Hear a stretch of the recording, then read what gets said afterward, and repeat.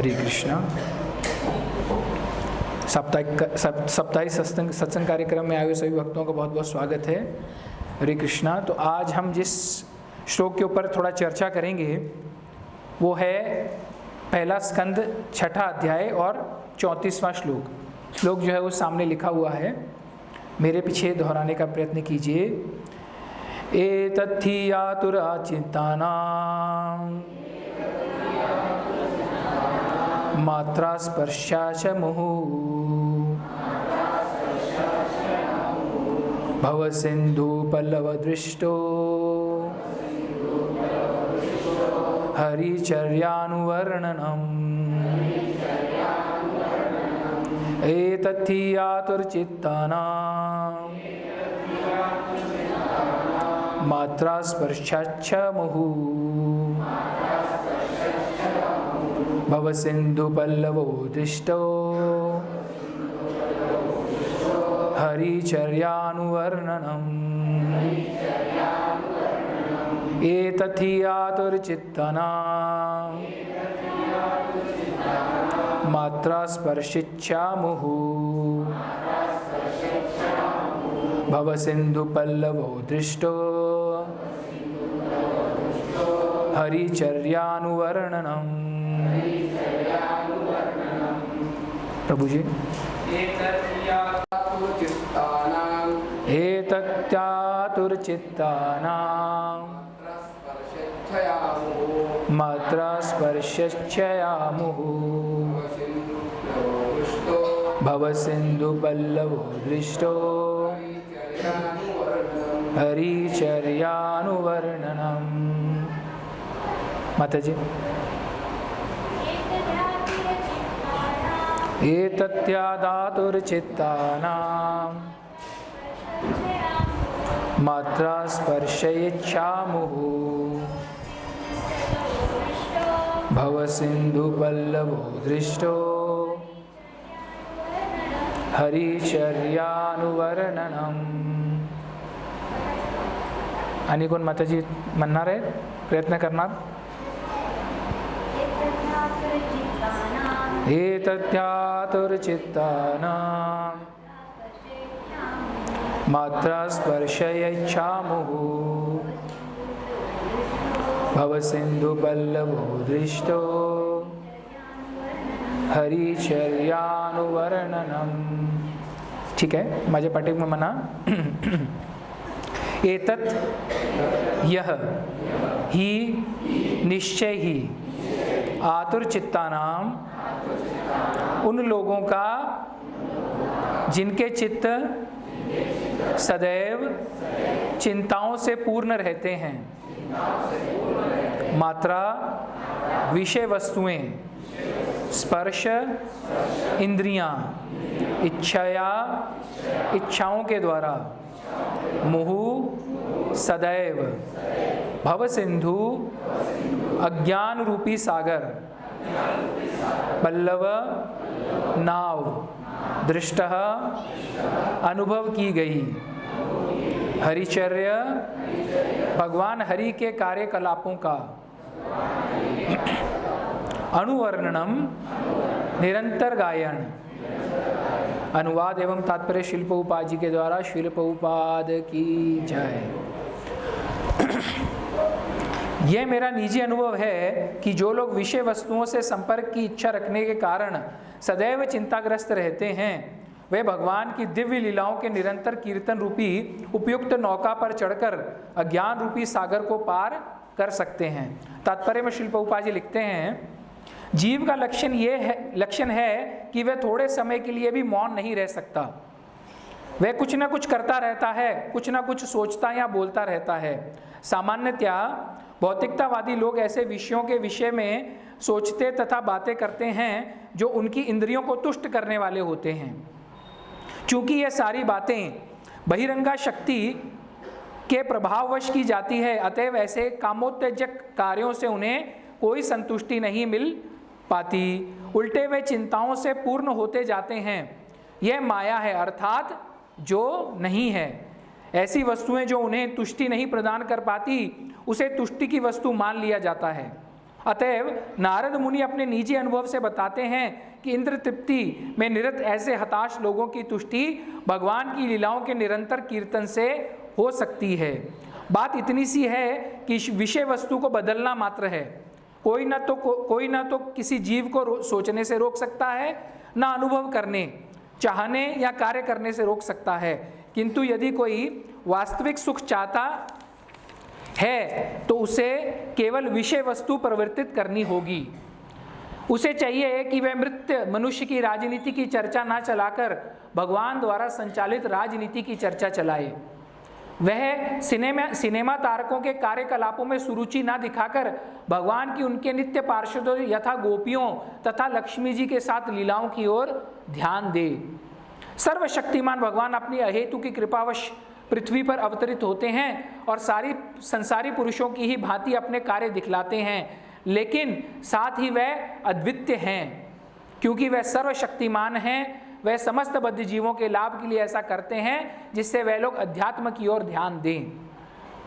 ऐसा करने से बद्ध जीव क्रमशः दिव्य पद को प्राप्त करता है और समस्त कष्टों के स्रोत इस भवसागर को पार करता है। श्री नारद मुनि जैसे प्रामाणिक व्यक्ति ने अपने निजी अनुभव से ऐसा कहा है। हमें भी ऐसा ही अनुभव हो सकता है यदि हम भगवान के प्रियतम भक्त इस ऋषि के चरण चिन्हों का अनुसरण करने लगें। बहुत ही सुंदर श्लोक है ये। तो यहाँ पे किसके बीच संवाद चल रहा है पता है आपको? नारद तथा व्यास देव जी के बीच में संवाद चल रहा है।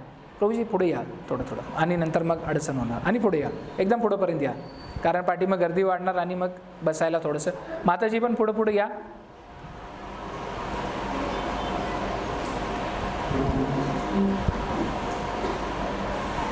बहुत ही सुंदर संवाद है व्यास देव जी और नारद मुनि के बीच में। तो नारद मुनि यहाँ पे क्या बता रहे हैं?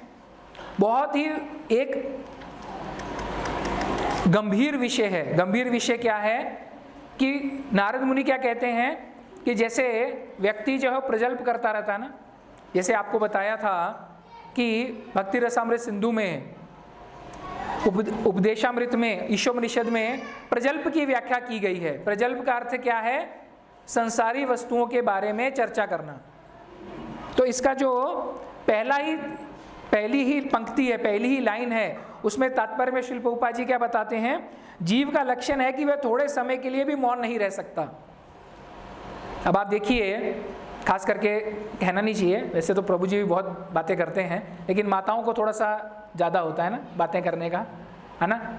अभी तो क्या है, लेक्चर चल रहा है तो सब माताएं, इसीलिए हम लेक्चर के बाद में सबका धन्यवाद देते हैं कि आपने बहुत ही ध्यानपूर्वक और शांति से लेक्चर सुना, क्योंकि सब शांति से बैठे होते हैं। इसका भी कारण हम बताएंगे आगे कि उसका क्या कारण है।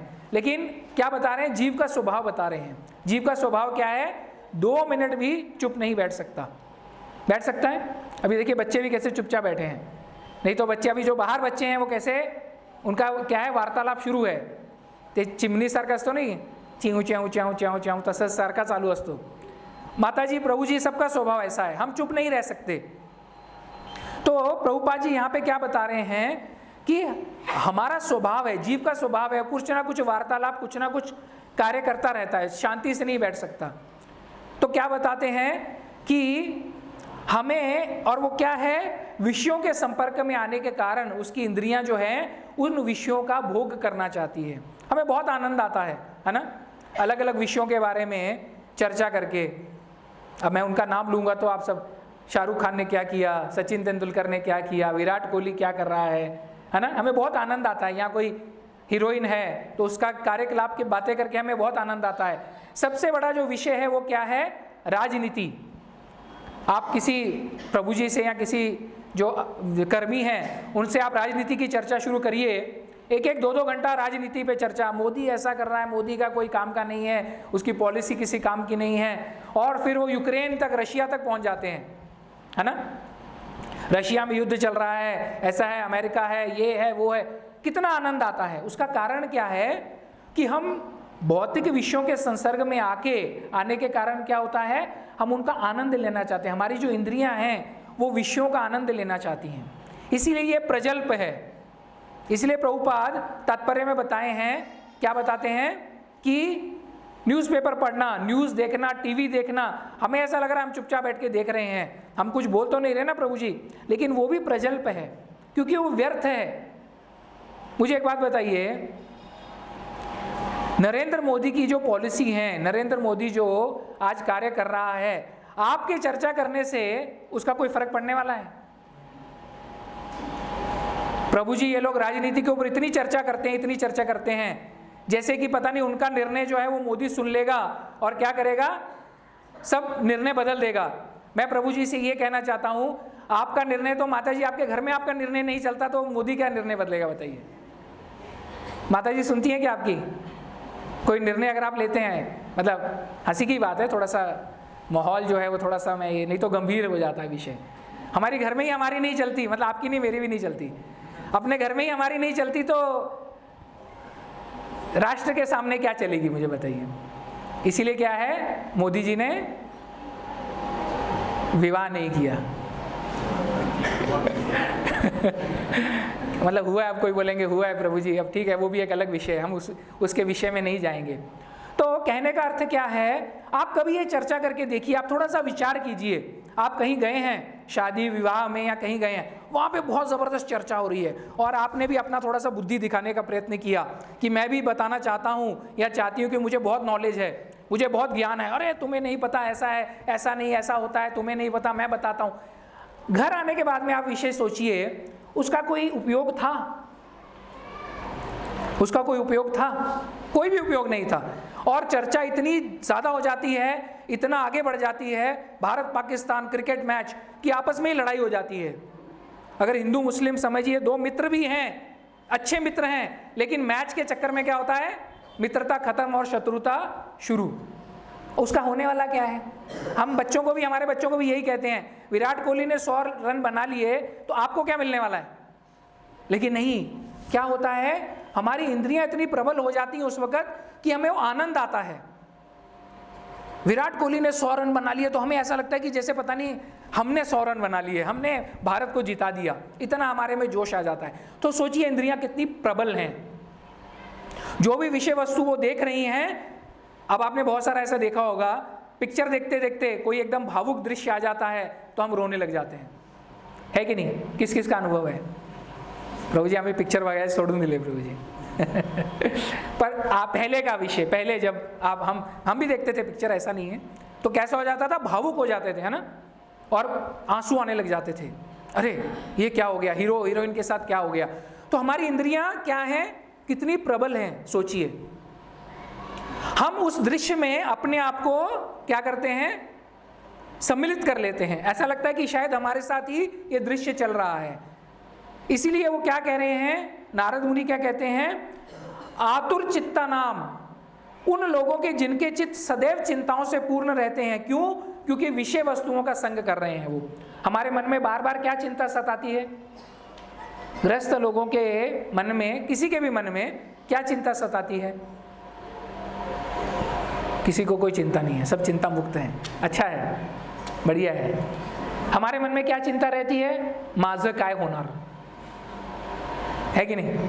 प्रभु जी हंसे, मतलब है की नाही? हेच चिंता असते ना प्रभूजी, काय होणार, मुलांचं काय होणार, परिवारचं काय होणार, आई वडिलांचं काय होणार, मुलं मोठं झाली की त्यांच्या शिक्षणाचं काय होणार, लग्न कसं करणार, ये चिंता है ना। ये चिंता किस वजह से है? क्योंकि हमने विषय वस्तु का संग किया है। हम उस परिवार को, बीवी बच्चों को विषय वस्तु की तरह देख रहे हैं। जब हम उनको भगवान के अंश रूप देखने लग जाएंगे तो क्या होगा, हमारी चिंता जो है वो समाप्त हो जाएगी। आज तक सब भगवान ने अच्छा ही किया है ना, किया है ना, अच्छा किया है। रोज सूरज उदय हो रहा है, जून महीने में बरसात होती है, अच्छा है ना, अभी सर्दी के दिन है, सब अच्छा है। तो आगे भी भगवान अच्छा ही करेंगे ना, हम ऐसा क्यों विचार करते हैं? लेकिन क्या है, हमारी प्रबल इंद्रियों की वजह से हमें वो चिंताग्रस्त हम हो जाते हैं।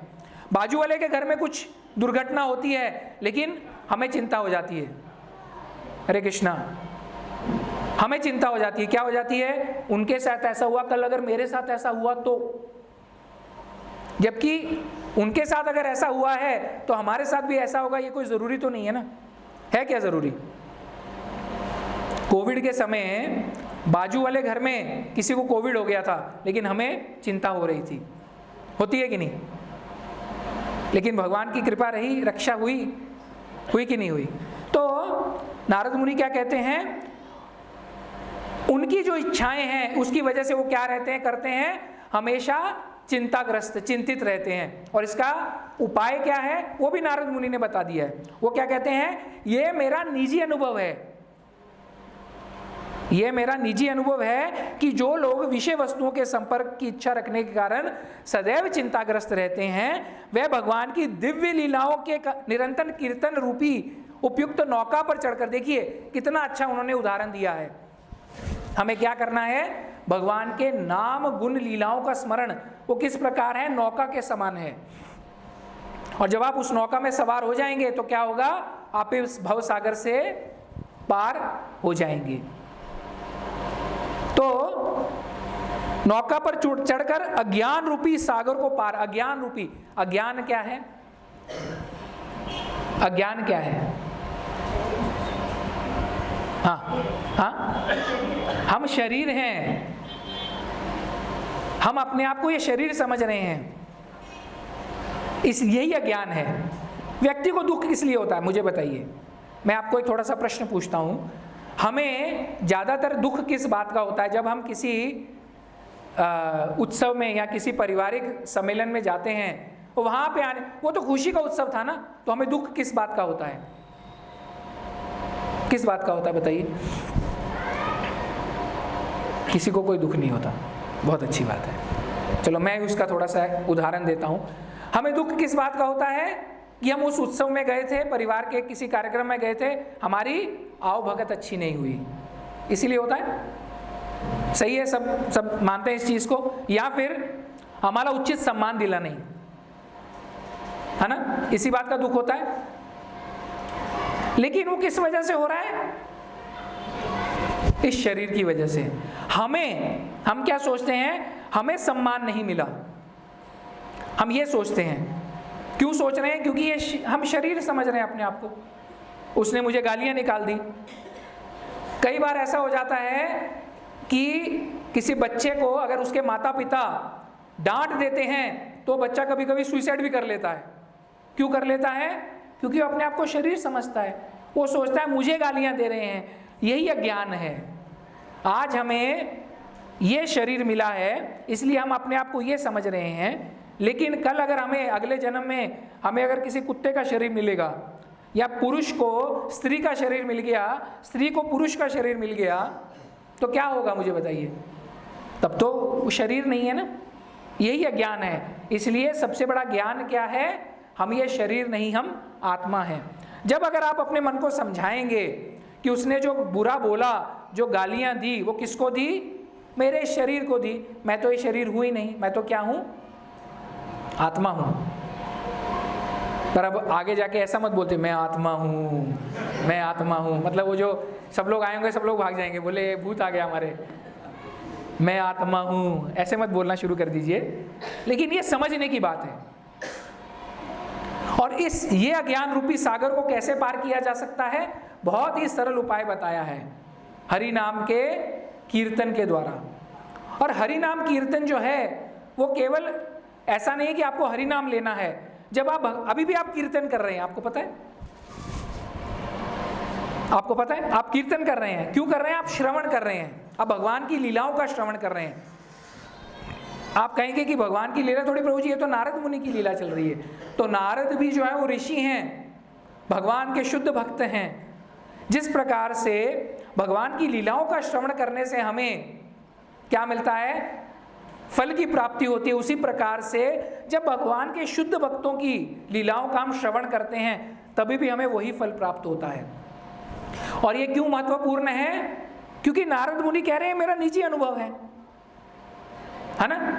अगर मैं आपसे कोई प्रश्न पूछूं, प्रभु जी अभी जैसे प्रभु जी अभी आए तो प्रभु जी किसी से चर्चा कर रहे थे कि प्रभु जी कहीं पे बरसात हुई है, आपको पता है आजू बाजू में पाऊस पडले, माहिती आहे का कुणाला? माहिती आहे? मी तुम्हाला सांगणार नाही नाही प्रभू जी पाऊस पडलेला नाही आहे, तुम्ही काय सांगणार? काय सांगणार? हा माझा निजी अनुभव आहे. बरोबर आहे ना? नाही प्रभूजी, पाऊस पडले, इथं पडलेलं नाही आहे, पण मी होतो तिथं आणि तिथं पाऊस पडलेला आहे, हा माझा अनुभव आहे. इसीलिए नारद मुनि भी क्या कह रहे हैं, ये मेरा निजी अनुभव है. क्या अनुभव है कि अगर आप भगवान के नाम का कीर्तन करते रहेंगे तो क्या होगा, आप इस भवसागर, अज्ञान रूपी भवसागर को पार कर सकते हैं.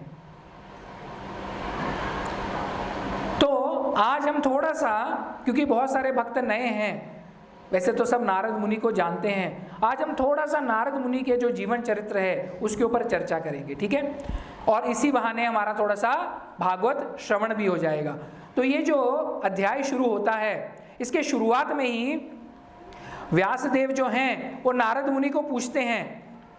आपको सबको थोड़ी बहुत कहानी तो पता होगी नारद मुनि की. नारद मुनि क्या करते थे, उनकी जो माता थी वो एक आश्रम में साधुओं की सेवा करती थी. चातुर्मास था, कुछ साधुगण जो थे वहाँ आते थे. नारद मुनि क्या करते थे, वो जो प्रसाद छोड़ देते थे उसका थोड़ा सा उच्चिष्ट खाते थे और प्लेट्स धोते थे. सोचिए, नारद मुनि बहुत ही विशेष उदाहरण है. नारद मुनि कभी किसी गुरुकुल में नहीं गए और उनको कभी भी आत्म साक्षात्कार के विज्ञान की कोई भी उनको क्या है शिक्षा प्रदान नहीं की गई, फिर भी वो श्रेष्ठ भक्त बन गए. तो अगर हमें भक्त बनना है तो इसका सर्वश्रेष्ठ उदाहरण क्या है, नारद मुनि का हम उदाहरण ले सकते हैं. और नारद मुनि वैसे भी महान क्यों हैं, क्यों हैं बताइए, क्यों हैं? हाँ नहीं, हमारे लिए महान क्यों हैं? सतत हरिनाम लेते हैं वो तो अच्छा है, हमारे लिए, हम जो यहाँ बैठे हैं, इस्कॉन में बैठे हैं, तो उनके लिए विशेष क्यों हैं? हाँ, हरिनाम प्रचारक तो हैं माता जी, अपनी परंपरा में आते हैं, ये सबसे महत्वपूर्ण है. हम किन भक्तों का श्रवण कर रहे हैं, किन का उदाहरण ले रहे हैं, जो हमारी परंपरा में आते हैं. नारद मुनि हमारी परंपरा में आते हैं. नारद मुनि जी को किसने ज्ञान दिया, किसने ज्ञान दिया? ब्रह्मा जी ने.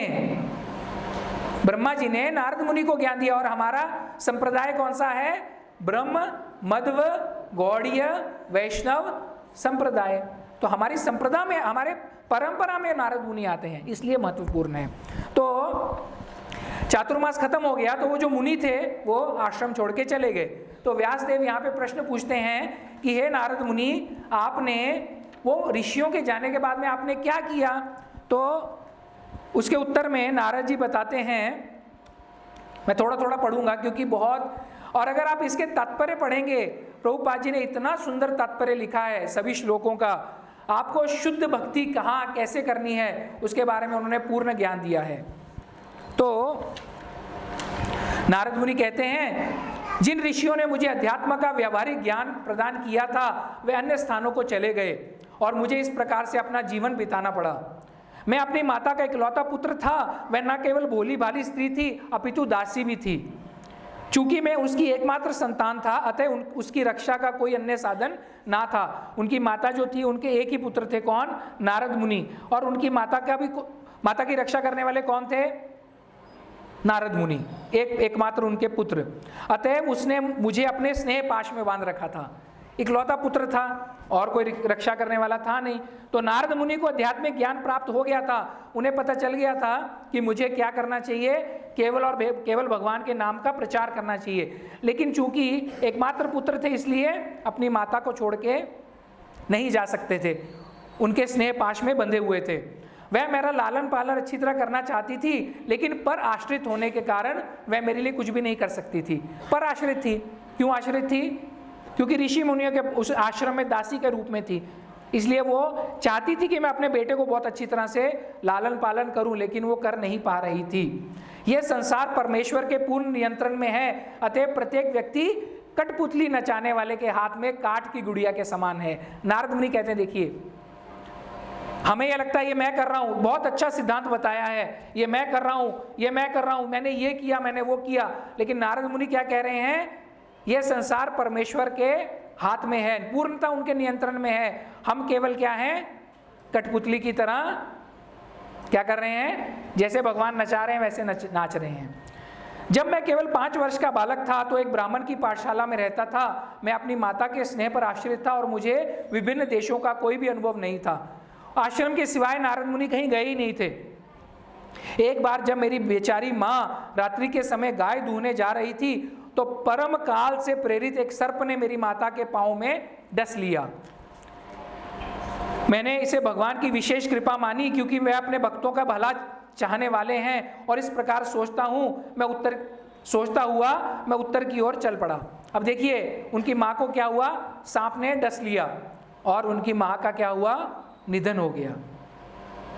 लेकिन नारद मुनि ने ऐसा नहीं सोचा अरे मैं तो भगवान की भक्ति कर रहा हूं, मैं तो आध्यात्मिक हूं, ऐसा क्यों हुआ। उन्होंने इसको क्या सोचा, भगवान का निर्णय माना। उन्हें सोचा भगवान ने शायद इसमें भी मेरे लिए कोई अच्छा सोचा होगा। ये जो व्यवहारिक ज्ञान है हमें सोचना चाहिए। हम क्या करते हैं, भक्ति में आते हैं, 16 माला करना शुरू करते हैं, जैसे कोई विपदा या कुछ संकट आता है हम क्या सोचते हैं, अरे प्रभु जी काय उपयोग, प्रभु जी 16 माला करतो यानी काय हे सगळं काय चाललंय।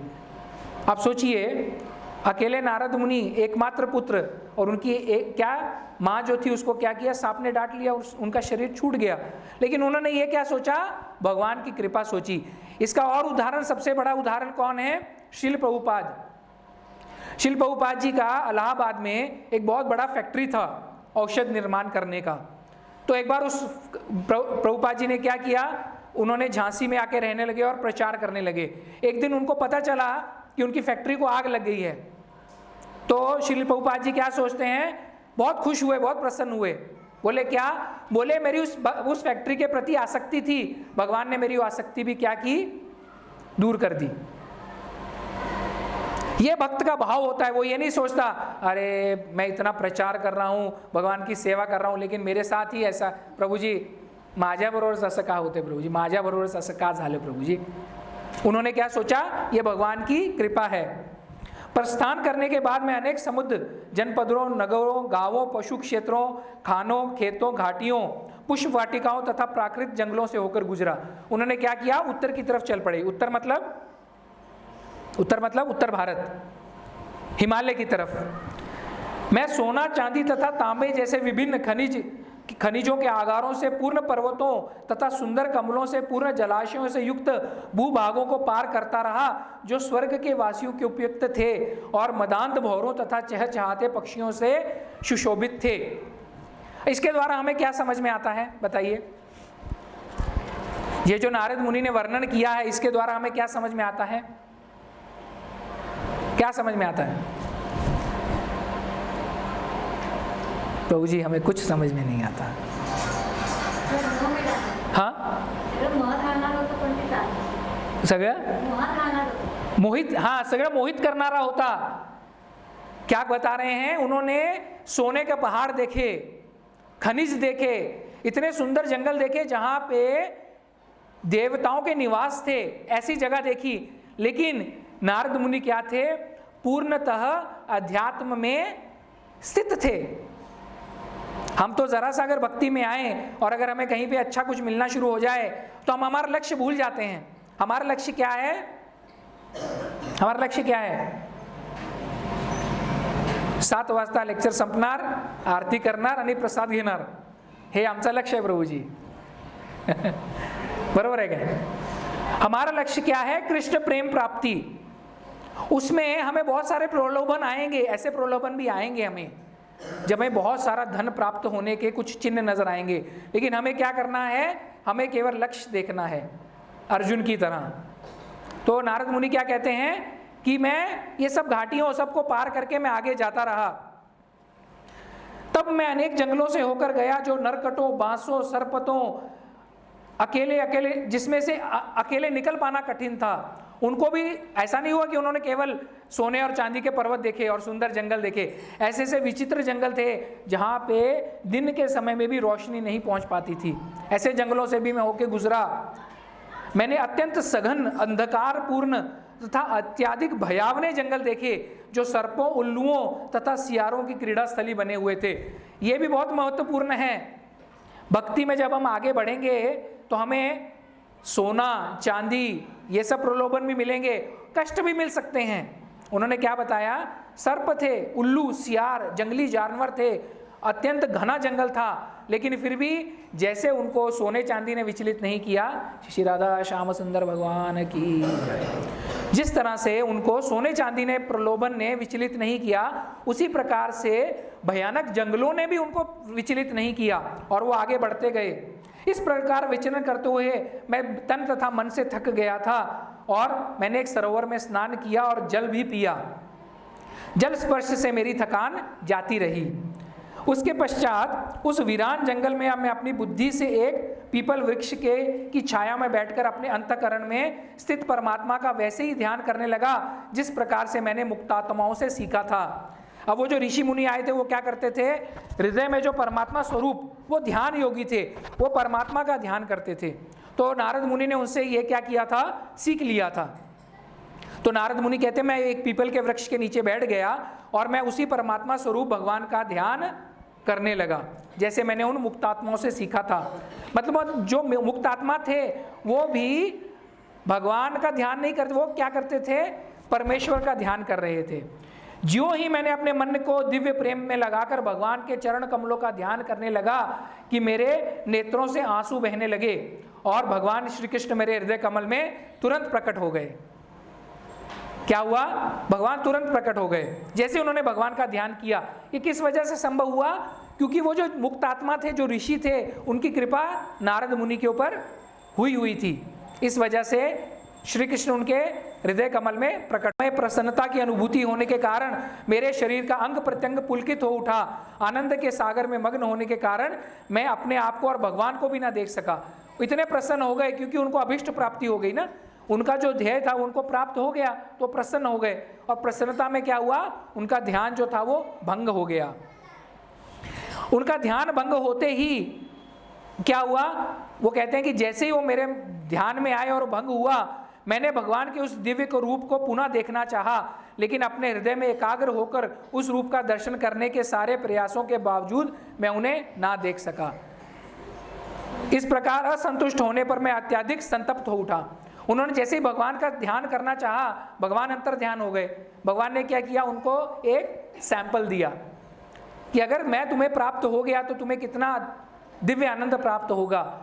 लेकिन फिर क्या हुआ, भगवान वहां से अंतर्धान हो गए। क्यों हो गए, उसका आगे भगवान उनको बताएंगे। जैसे ही वो संतप्त हुए तो भगवान क्या हुए, भगवान समझ गए कि मेरा जो भक्त है अब क्या हो गया, दुखी हो गया है, दुखी हो गया है। तो उन्होंने क्या कहा, सुना, अचानक से आकाशवाणी हुई। और आकाशवाणी कैसी थी, उनको सुख प्रदान करने वाली थी। आकाशवाणी मतलब भगवान ने क्या कहा, हे नारद, खेद है, रिबोल, खेद है कि तुम इस जीवन काल में अब मुझे नहीं देख सकोगे। क्यों नहीं देख सकोगे, क्योंकि जिनकी सेवा अपूर्ण है और जो समस्त भौतिक कलमश से पूर्णता मुक्त नहीं है, वह मुझे बड़ी मुश्किल से देख पाते हैं। इसीलिए बहुत सारे लोग हमारे पास में आते हैं, वो कहते हैं, प्रभुपाद के पास में आते थे, प्रभुपाद को कहते थे, प्रभुपाद आप हमेशा श्री कृष्ण कृष्ण कृष्ण करते रहते हैं, आपने कभी भगवान को देखा है? प्रभुपाद बोलते थे, हाँ मैंने देखा है। अच्छा, मैं आपसे प्रश्न पूछता हूं, आपने भगवान को देखा है? देखा है? किस किसने भगवान को देखा है? किस किसने भगवान को देखा है? सिर्फ 2 3 प्रभु जी, 4 5 6 हाथ ऊपर करेंगे, मैं पूछूंगा कब देखा है, कहां देखा है, मुझे तारीख बतानी पड़ेगी। किस किसने देखा है भगवान को? सभी को हाथ ऊपर करना चाहिए। भगवान सामने है, आपने देखा नहीं भगवान को? बताइए। अभी भगवान थे ना सामने, तो भगवान ही है। इसीलिए भगवान क्या बता रहे हैं कि आप पूर्णतः कलमशों से मुक्त नहीं हुए हैं, इसलिए आप भगवान को क्या देख रहे हैं, केवल एक मूर्ति के रूप में देख रहे हैं। भगवान मूर्ति स्वरूप नहीं है, भगवान क्या है, सामने उपस्थित हैं। जब आप प्रेम पूर्वक उनकी सेवा करेंगे तो क्या होगा, भगवान आपसे आदान प्रदान करेंगे। लेकिन क्या है, अभी तक हमारी जो इंद्रियां हैं वो शुद्ध नहीं है। इसीलिए प्रभुपाद भी क्या कहते थे, मैं आपको भगवान दिखा सकता हूं, लेकिन अभी तक आप में उतनी शुद्धता नहीं आई है, आप में उतनी शुद्धता नहीं आई है। तो हे निष्पाप, तुमने मुझे केवल एक बार देखा है और यह मेरे प्रति तुम्हारी इच्छा को उत्कट बनाने के लिए है। मैंने क्या किया, तुम्हें सैंपल दिया। जैसे हम भक्ति में आते हैं ना, जैसे ही हम हरिनाम लेना शुरू करते हैं तो हमें बहुत अच्छा लगता है। फिर कुछ दिनों के बाद में क्या होता है, हमारी जो गाड़ी 100 की स्पीड पे चल रही थी वो धीरे धीरे 30-40 की स्पीड पे आ जाती है। फिर वो प्रभु जी आते हैं, माता जी आते हैं, प्रभु जी जो हमें शुरुआत में एक आनंद आ रहा था वो अभी हमें आनंद क्या हो रहा है, नहीं यार प्रभु जी आता जप करता ना तेवढा आनंद येत नहीं। का आनंद येत नहीं? आनंद क्यों नहीं आता? क्योंकि हमारे से अपराध होना शुरू हो जाता है, हम भक्तों के प्रति अपराध करने लग जाते हैं। शुरुआत में जब हम आते हैं ना, हम सोचते हैं हम बस भक्ति करने आए हैं, लेकिन जैसे ही हम भक्ति में आगे बढ़ते हैं तो हम फिर क्या करते हैं, भक्तों के प्रति अपराध करने लग जाते हैं। इस वजह से क्या होता है, हमें वो आनंद जो है वो कम हो जाता है। अब भगवान क्या बता रहे हैं, क्योंकि तुम जितना ही अधिक मेरे लिए लालायित होगे उतना ही तुम समस्त भौतिक इच्छाओं से मुक्त हो जाओगे। इसीलिए हमारे आचार्य कहते हैं कि अगर आपको कृष्ण प्रेम प्राप्त करना है तो आपको एक मूल्य चुकाना होगा, और वो मूल्य क्या है? क्या मूल्य है वो पता है आपको? लौल्यम। हमारे अंदर लालच चाहिए। ये उदाहरण मैं बहुत बार दे चुका हूं पहले भी। क्या? जैसी साड़ी की सेल लगती है और 1000 रुपए में 4 साड़ियां मिलती हैं तो माता जी लोग क्या करती हैं, माता जी के मन में क्या आ जाता है? लालच आ जाता है। माता जी नहीं, प्रभु जी के मन में भी आता है, साड़ियों के प्रति नहीं आता लेकिन किसी और के प्रति आ जाता है ना। कोई सेल लगी है, हमें सस्ते में वस्तु मिल रही, हमारे मन में क्या आ जाता है? लालच आ जाता है। वैसे ही अगर हमें कृष्ण प्रेम प्राप्त करना है तो हमारे मन में क्या चाहिए? लालच चाहिए। लालच कैसा चाहिए? प्रभु जी मुझे और थोड़ी सी सेवा देंगे क्या? सेवा करने का लालच। फिर हरिनाम लेने का लालच। आज क्या हो गया, आज मेरी ड्यूटी पे थोड़ा छुट्टी मिल गई तो मैं हरिनाम कर लेता हूँ, ज़्यादा से ज़्यादा हरिनाम कर लेता हूँ। मुझे समय मिल गया है, मैं क्या करता हूँ? हरिनाम कर लेता हूँ। ये लालच होना चाहिए, लालायित। इसलिए भगवान कह रहे हैं, मैं नहीं कह रहा। भगवान क्या कह रहे हैं? तुम्हारे मन में लालच लाने के लिए मैंने तुम्हें थोड़ा सा सैंपल दिया था।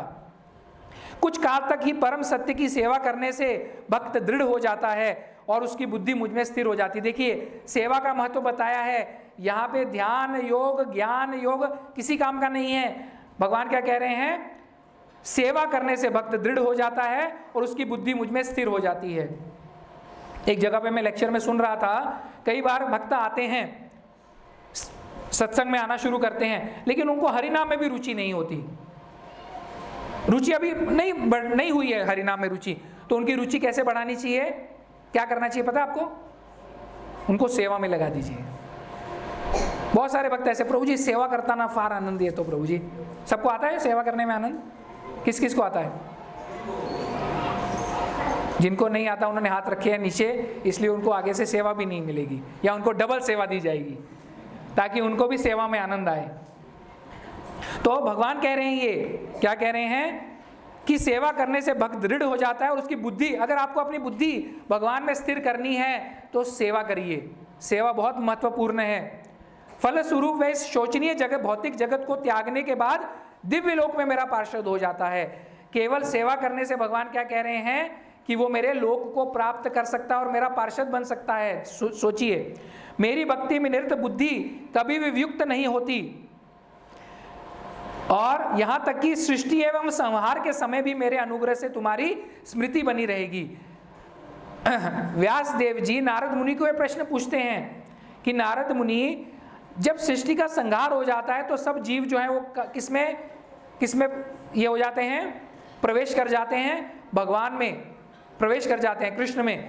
वो कहते हैं उसके बाद भी तुम्हें तुम्हारे पूर्व जन्म का स्मरण कैसे रहा? तो क्योंकि भगवान ने उनको ये क्या किया था?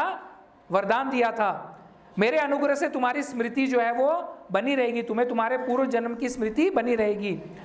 तब शब्द से व्यक्त तथा नेत्रों से अदृश्य उस परम आश्चर्यमय परम पुरुष ने बोलना बंद कर दिया। तब क्या हुआ? आकाशवाणी, ऑल इंडिया रेडियो बंद हो गया। आकाशवाणी, भगवान ने बोलना बंद कर दिया और नारद मुनि कहते हैं मैंने वो शीश झुकाकर उन्हें उसी समय प्रणाम किया। इसीलिए जैसे ही आप भगवान को देखते हैं, भगवान को देखते साथ आपको प्रणाम करना चाहिए। प्रणाम जो है इसकी बहुत बड़ी लीला है, बहुत बड़ी महिमा है।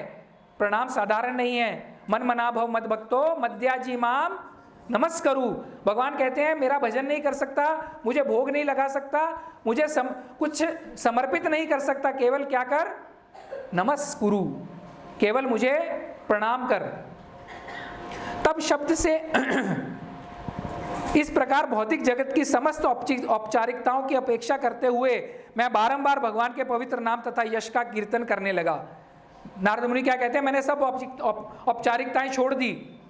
क्या किया, सर्वधर्मान परित्यज्य माम एकम शरणम, बस मैंने भगवान सब कुछ छोड़ दिया और केवल भगवान का क्या करने लगा, कीर्तन करने लगा। भगवान की दिव्य लीलाओं का ऐसा कीर्तन एवं स्मरण कल्याणप्रद होता है। इस तरह मैं पूर्णतः संतुष्ट, विनम्र तथा ईर्ष्या द्वेष रहित होकर सारी पृथ्वी पर विचरने लगा। जिस नारद मुनि ने कभी अपना आश्रम नहीं त्यागा था, वो पूर्ण क्या लगे, पृथ्वी पर भ्रमण करने लगे। और हे ब्राह्मण व्यासदेव, इस तरह समय बीतने पर मैंने कृष्ण के चिंतन में निमग्न रहने तथा किसी प्रकार की आसक्ति ना रहने से समस्त भौतिकता से पूर्णतः मुक्त हो जाने पर मृत्यु पाई। जिस प्रकार बिजली तथा प्रकाश एक साथ प्रकट होते हैं। ये जो लाइन है ये बहुत महत्वपूर्ण है। मैं बता रहा हूं, आप इसका तात्पर्य पढ़ेंगे, इतना सुंदर तात्पर्य प्रभुपाद जी लिखते हैं। कहते हैं कि क्या हुआ, समय आने पर जब मैं पूर्णतः कल्मश रहित हो गया तो मैंने क्या हुआ, मुझे मृत्यु आई। लेकिन कैसे आई, जैसे ही आप बटन ऑन करते हैं तो क्या होता है, बिजली तथा प्रकाश प्रकट होते हैं ना। तो नारद मुनि का कहने का तात्पर्य क्या है, मैंने उसी समय क्या किया, अपना भौतिक शरीर त्याग कर आध्यात्मिक शरीर प्राप्त कर लिया। यह भक्तों के लिए विशेष अनुग्रह है भगवान का। अगर आप शुद्ध भक्ति करते हैं तो आपको शरीर बदलते वक्त समय कोई भी कष्ट नहीं होगा। आप अपना भौतिक शरीर त्याग कर आध्यात्मिक शरीर ऐसे प्राप्त हो जाएगा। जैसे ही बटन दबाया, हरे बोल, हरे कृष्णा, जैसे ही बटन दबाया तो क्या हुआ, जैसे ही प्रकाश प्रकट होता है, बिजली आती है, उसी तरह से शरीर परिवर्तन हो जाता है। नहीं तो शरीर परिवर्तन के समय अगर आप शास्त्र पढ़ेंगे तो आपको पता चलेगा कि शरीर परिवर्तन में कितना दुख होता है। करोड़ों बिच्छुओं के डंक मारने से जो दर्द होता है वो शरीर बदलते समय दर्द होता है, ऐसे हमारे शास्त्रों में बताया गया है, आप पढ़िए। लेकिन नारद मुनि क्या कहते हैं, एक क्षण में मैंने क्या किया, आध्यात्मिक शरीर प्राप्त हो गया। भगवान के पार्षद के अनुरूप दिव्य शरीर पाकर मैंने 5 भौतिक तत्वों से बने शरीर को त्याग दिया और इस तरह कर्म के सारे अर्जित फल समाप्त हो गए। कर्म फल समाप्त हो गए, पंच तत्व से बना जो शरीर था उन्होंने त्याग कर क्या किया, आध्यात्मिक शरीर प्राप्त कर लिया। कल्प के अंत में जब भगवान नारायण विनाश के जल में लेट गए और ब्रह्मा जी समस्त सृष्टिकारी तत्वों सहित उनके भीतर प्रवेश करने लगे तो मैं भी उनके श्वास से भीतर चला गया। कल्प का अंत हुआ, क्या हुआ, ब्रह्मा जी की रात्रि हुई, सृष्टि का विनाश हुआ और क्या हुआ, जैसे ही ब्रह्मा जी भगवान के शरीर में प्रविष्ट हुए तो नारद मुनि कहते हैं उसी समय मैं भी क्या किया, उनके शरीर में प्रवेश कर गया। 4 अरब 30 करोड़ सौर वर्षों के बाद जब भगवान की इच्छा से ब्रह्मा पुनः सृष्टि करने के लिए जागे तो मरीचि, अंगिरा, अत्रि इत्यादि सारे ऋषि भगवान के दिव्य शरीर से उत्पन्न हुए और उन्हीं के साथ साथ मैं भी प्रकट हुआ। अब यहाँ पे पूरी सृष्टि का बताया गया है। 4 अरब 30 करोड़ सौर वर्ष के बाद में जब भगवान ब्रह्मा जी जागे और सृष्टि पुनः निर्मित हुई तो बाकी सभी ऋषियों के साथ में नारद ऋषि भी जो थे वो क्या हो गए, प्रकट हो गए। तब से सर्वशक्तिमान विष्णु की कृपा से मैं दिव्य जगत तथा भौतिक जगत के तीनों विभागों में बिना रोक टोक के सर्वत्र विचरण करता हूँ। ऐसा दिव्य है, ऐसा इसलिए है क्योंकि मैं भगवान की अविच्छिन्न भक्ति में स्थिर हूँ। अविच्छिन्न, हमारे जो अंतरिक्ष यात्री हैं वो एक ग्रह से दूसरे ग्रह जाते हैं तो उनको रॉकेट का इस्तेमाल करना पड़ता है। जैसे ही रॉकेट का ईंधन खत्म होता है उनको वापस पृथ्वी पे आना पड़ता है। लेकिन नारद मुनि को तीनों क्या, भूतल, सुतल और ऊपर के जितने भी ग्रह हैं उनमें जाने के लिए उनको कोई भी रोक टोक नहीं है। और ये किस वजह से है, क्योंकि वो कहते हैं मैं अविच्छिन्न भक्ति करता हूँ, भक्ति में स्थिर हूँ, भगवान की भक्ति में स्थिर हूँ। और इस तरह मैं भगवान की महिमा के दिव्य संदेश का निरंतर गायन करते हुए और इस वीणा को जो दिव्य ध्वनि से पूरित है और जो भगवान कृष्ण ने मुझे दिया है, झंकृत करते हुए विचरण करता रहता हूँ। नारद मुनि के हाथ में वीणा रहती है ना, नारद मुनि बजाए वीणा, वो वीणा के जो स्वर हैं वो दिव्य हैं। यहाँ पे प्रभुपाद जी तात्पर्य में जो सप्त स्वर हैं उनका भी उल्लेख किए हैं। आपको सबको पता है कौन से सप्त स्वर हैं? सारे ग म प ध नी, नी सा तो फिर से वही सा वाला आ गया, ठीक है, स से लेके नी, सा रे ग म प ध नी, सा तो फिर वही आ गया, सा तो नी, तो 7 स्वर हैं। उसका बताते हैं। स मतलब क्या मालूम आपको? षडज। रे मतलब ऋषभ, ग मतलब गंधर्व, पूरा बताए हैं। गांधार, उसका नाम है गांधार, उस स्वर को गांधार कहते हैं। म मतलब मध्यम, प मतलब पंचम स्वर है, प जो स्वर है सा रे ग म प, इसलिए उसको पंचम कहते हैं। और ध मतलब दैवत, और नी तथा नी का अर्थ है निषाद। सप्त स्वरों में मैं भगवान की कीर्तन करता रहता हूँ। और ये जो इसमें प्रभुपाद जी बहुत सुंदर बताए हैं कि ये सप्त स्वरों का जो उपयोग है वो केवल भगवान की लीलाओं के गायन के लिए ही होना चाहिए, सिनेमा के संगीत बनाने के लिए नहीं होना चाहिए। लेकिन आजकल क्या है, सिनेमा का जो, और आप यकीन नहीं करेंगे, जो शास्त्रीय संगीत यहाँ पे सीखे हैं या जिनको इसमें थोड़ा सा इंटरेस्ट है, सप्त स्वरों के अलावा और कोई स्वर नहीं है। आपको पता है, अगर आप वेस्टर्न म्यूजिक सुन लीजिए, अगर आप पाश्चात्य संगीत सुनते हैं तो भी वहां पे 7 ही स्वर हैं, 8वां स्वर और कोई नहीं है। आपको पता है, जो भी आप स्वर सुन रहे हैं, अगर आप ये लूम्स का जो ये माग चल रहे हैं, इनका अगर सुन रहे हैं स्वर खड़ खड़ खड़ खड़ खड़ खड़, तो ये जो ध्वनि आ रही है ये भी सप्त स्वरों से ही बनी है, इसमें से किसी न किसी स्वर से बनी है। तो वो क्या कहते हैं, ये वीणा जो है नारद मुनि को, ये भी किसने दी है? कृष्ण ने ही प्रदान की है। ज्यों ही मैं भगवान श्री कृष्ण की सुमधुर महिमा की पवित्र लीलाओं का कीर्तन प्रारंभ करता हूं, क्यों ही वे मेरे हृदय स्थल में प्रकट हो जाते हैं, मानो उनको बुलाया गया हो। जैसे ही नारद मुनि क्या कहते हैं, जैसे ही मैं लीलाओं का गायन शुरू करता हूं, भगवान क्या होते हैं, मेरे हृदय कमल में प्रकट हो जाते हैं, जैसे मैं उनको बुला रहा हूं। इसीलिए हमारे आचार्य कहते थे कि हमें भी हरिनाम इस तरह से लेना चाहिए ताकि हरिनाम लेते हुए कृष्ण जो है आपकी जीवा पे क्या करें, नृत्य करें। लेकिन हमारे में अभी वो शुद्धता नहीं है, हमारे में उतनी शुद्धता नहीं है। इसके आगे का जो श्लोक है जिसके ऊपर हमने ये चर्चा की, यह मेरा निजी अनुभव है कि जो लोग विषय वस्तुओं के से संपर्क की इच्छा रखने के कारण सदैव चिंताग्रस्त रहते हैं, वे भगवान की दिव्य लीलाओं के निरंतर कीर्तन रूपी उपयुक्त नौका पर चढ़कर अज्ञान रूपी सागर को पार कर सकते हैं। ये नारद मुनि हमें आज समझाने का प्रयत्न कर रहे हैं। किस तरह से प्रयत्न कर रहे हैं? अपने निजी अनुभव के द्वारा हम उनके जीवन जो जीवनी है उससे हम ये अनुभव कर सकते हैं। यह सत्य है कि योग पद्धति के द्वारा इंद्रियों को वश में करने के अभ्यास से मनुष्य को काम तथा लोभ की चिंताओं से राहत मिल सकती है, किंतु इससे आत्मा को संतोष प्राप्त नहीं होगा। बहुत सुंदर बता रहे हैं नारद मुनि। क्या बता रहे हैं? योग पद्धति आप कर लीजिए, ज्ञान योग, कर्म योग, सब कुछ करके देख लीजिए, आपकी काम की इच्छाएं तथा चिंताओं से, लोभ से आपको राहत मिल जाएगी, लेकिन आपकी आत्मा की तृप्ति नहीं होगी। आत्मा की तृप्ति केवल एक ही तरह से हो सकती है। किस प्रकार से? हरे कृष्णा कृष्णा कृष्णा हरे हरे, हरे राम राम राम हरे हरे। और ये केवल हमें हमारे लिए नहीं कर रहे हैं। नारद मुनि क्या कह रहे हैं? ये मैं भगवान की प्रसन्नता के लिए कर रहा हूं। और नारद मुनि ये भगवान की सेवा ही कर रहे हैं। किस प्रकार से सेवा कर रहे हैं? नारद मुनि ने कितने श्रेष्ठ भक्त दिए हैं, हमें दिए ना, उनकी प्रेरणा से, उनके मार्गदर्शन से हमें कितने श्रेष्ठ भक्त मिले। कितने भक्त मिले बताइए? कौन कौन से भक्त मिले हमें? हाँ, और कौन कौन मिले? प्रहलाद महाराज, ध्रुव महाराज, कितने श्रेष्ठ भक्त मिले। प्रचेतागण, उनकी वजह से उनको श्राप भी मिला। पता है आपको? उनको श्राप मिला कि तूने मेरे पुत्रों को ब्रह्मचारी बना दिया, इसलिए आज से तू एक स्थान पे नहीं टिकेगा। लेकिन नारद मुनि ने उसको भी पॉजिटिवली लिया। बोले अच्छा है, एक जगह पे रुक जाऊंगा तो मेरी आसक्ति हो जाएगी, इसीलिए वो कहते मैं हर जगह भ्रमण करता रहता हूँ। प्रभुपाद भी यही कहते थे। प्रभुपाद कहते थे कि ये जो नए जो भक्त आ रहे हैं, जब मैं इनको भक्ति में लाता हूँ तो इनके माता पिता मुझे श्राप देते हैं, इसी वजह से मैं कहीं पे भी एक मंदिर में नहीं रह सकता।